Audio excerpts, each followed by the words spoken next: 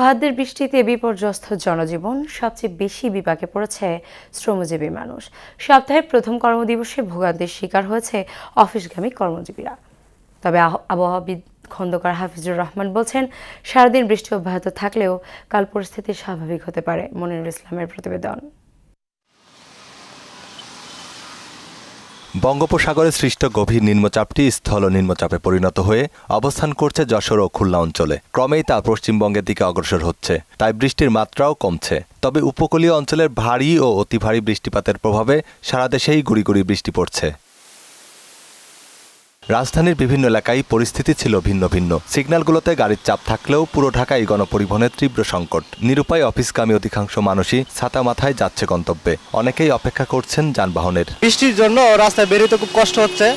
রাস্তায় প্রচন্ড যানজট, পানি রাস্তায়, এগুলা নিয়মকানুন আমাদের মেনে চলতে অনেক কষ্ট হচ্ছে। টানা বৃষ্টিতে ভোগান্তিতে পড়েছেন রিকশা চালক, ফুটপাতের ভাসমান দোকানি এবং নিম্ন আয়ের মানুষ। জীবন জীবিকার তাগিদে বৃষ্টিতে ভিজেই রিকশা চালাতে দেখা গেছে অনেককেই। সেই ভাড়া নাই, টাকটু হইতেছে এইটা আর কি, জীবন বাঁচতেছে। আজ 3 দিন 4 দিন ধরে তো বসে খাইতেছি, তা একদিন আয় বসে রয়েছি না, আমরা খাইতে পারতেছি না। লোকজন বাইরে হলেন, আমরা একজনে নিয়ে গেলাম, আমাকে 2 টাকা আয় নেবো। ঠেকা পড়ে আইছি, পেট তো চালাই দেবো।